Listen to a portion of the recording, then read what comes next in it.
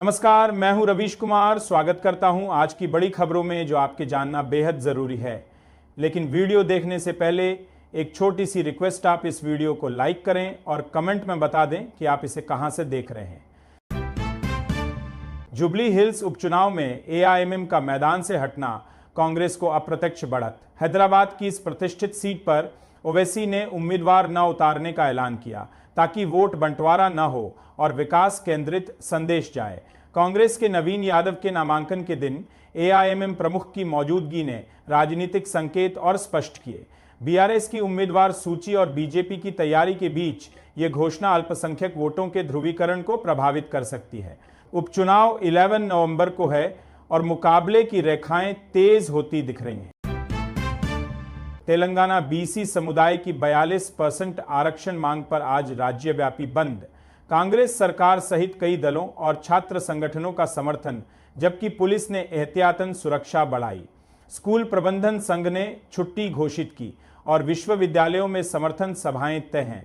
आंदोलन के नेता इसे सामूहिक आवाज बताते हैं और केंद्र पर विधायी अड़ंगे का आरोप लगाते हैं। हाईकोर्ट के निर्णय की प्रतीक्षा के बीच राजनीतिक दांवपेच तेज हैं। जुबली हिल्स उपचुनाव में स्थानीय मुद्दे हाशिए पर, दलों का जोर राज्य राष्ट्रीय एजेंडे पर। प्रचार में कल्याण योजनाएं, राष्ट्रीय नेतृत्व के बयान और सांकेतिक तस्वीरें हावी हैं।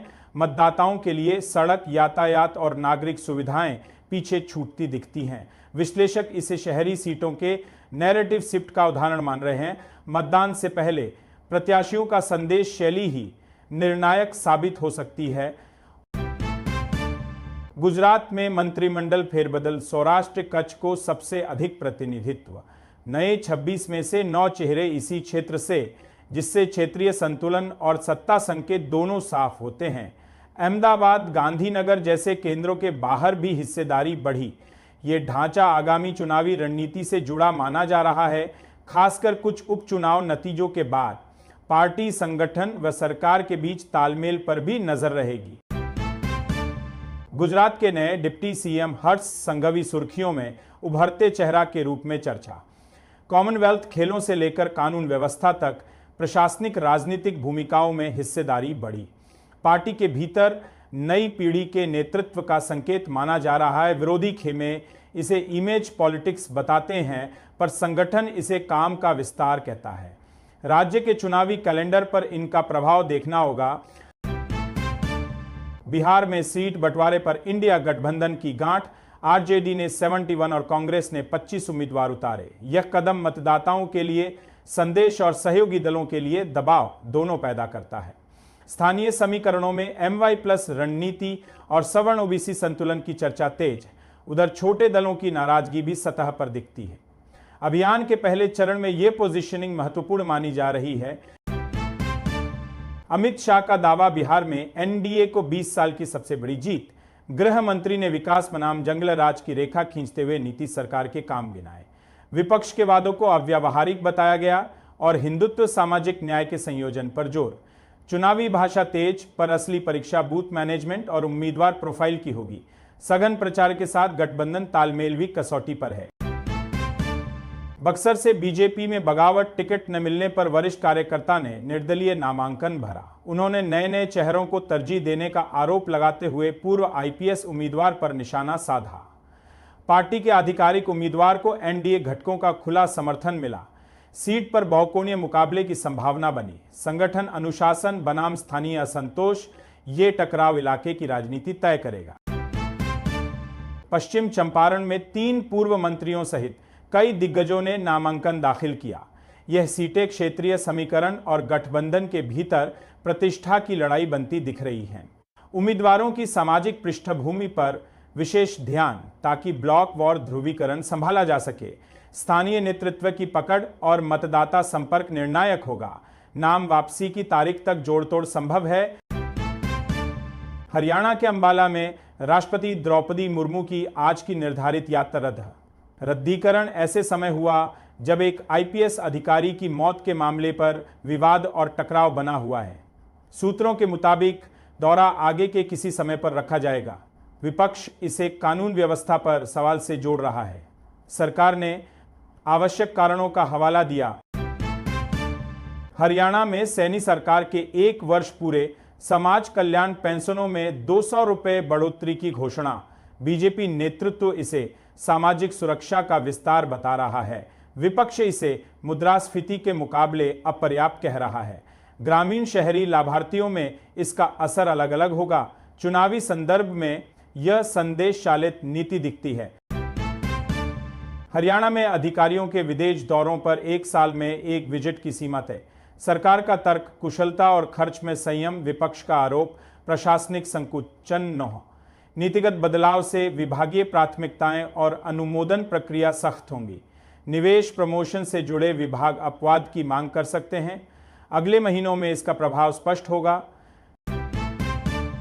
राजस्थान के अंटा उपचुनाव में बीजेपी ने मौरपाल सुमन को उतारा। त्रिकोणीय मुकाबले के आसार। ओबीसी माली समुदाय से आने वाले प्रत्याशी के जरिए सामाजिक संतुलन साधने की कोशिश। कांग्रेस और निर्दलीय दावेदारों के साथ यह सीट संगठन के लिए मान सम्मान का प्रश्न बनी। नामांकन जांच और नाम वापसी की तारीखें तय हो गई हैं। कुल मतदाता संख्या भी अच्छी खासी है। जैसलमेर बस हादसे के मुआवजे की सीमा पर राजस्थान सरकार घिरी। 1 से अधिक सदस्यों की मौत पर कुल मुआवजा 25 लाख कैप करने के निर्णय पर आपत्ति। पीड़ित परिवारों और विपक्ष ने असंवेदनशीलता कहा। सरकार ने संसाधन मानक का तर्क दिया। अदालत/आयोगी समीक्षा की मांग उठी। नीति में संशोधन की गुंजाइश पर नजरें टिकी हैं।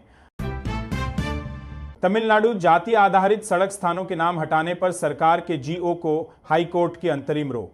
कोर्ट ने पहचान प्रक्रिया जारी रखने की अनुमति दी, पर अंतिम निर्णय रोक दिया। याचिकाकर्ता का आरोप, नए नामों में राजनीतिक पक्षपात, विरासत के नाम उपेक्षित। सरकार का तर्क, सामाजिक समरसता और भेदभाव के प्रतीक हटाना। अगली सुनवाई में नीति की कसौटी तय होगी। तमिलनाडु सरकार ने दीपावली से पहले 21 अक्टूबर को अतिरिक्त अवकाश की घोषणा की। यात्रा और परिवार के साथ त्योहार मनाने की सहूलियत तर्क बताया गया। 25 अक्टूबर को वर्किंग शनिवार से इसकी भरपाई होगी। उद्योगों सेवाओं के लिए अलग दिशा निर्देश भी संकेतित। विपक्ष पूछ रहा, उत्पादकता पर असर कैसे संतुलित होगा? कर्मचारियों ने फैसले का स्वागत किया। एआईएडीएमके में पुराने 3 चेहरों की वापसी पर ईपीएस का ठंडा रुख। पार्टी एकजुटता बनाम पुनर्गठन की बहस। बीजेपी का दबाव हो या चुनावी गणित, नेतृत्व पुनः प्रवेश से संगठनात्मक जोखिम देखता है। दक्षिण तमिलनाडु की जातीय सामाजिक संवेदनशीलताएं भी कारण बताई जा रही हैं। यह तनाव एनडीए के अंदरूनी समीकरणों को भी छूता है। आगे की बैठकों में तस्वीर साफ होगी। पश्चिम बंगाल 7 साल बाद सोवन चटर्जी की वापसी की सीढ़ी। एनकेडीए चेयरपर्सन बनाए गए। ममता बनर्जी से मुलाकात के बाद यह नियुक्ति उनके राजनीतिक पुनर्वास का संकेत मानी जा रही। 2018 में टीएमसी छोड़कर 2019 में बीजेपी में गए थे। बाद में दूरी बनी। कोलकाता नगर विकास निकाय में गैर ब्यूरोक्रेट चेयर की यह पहली मिसाल बताई जा रही।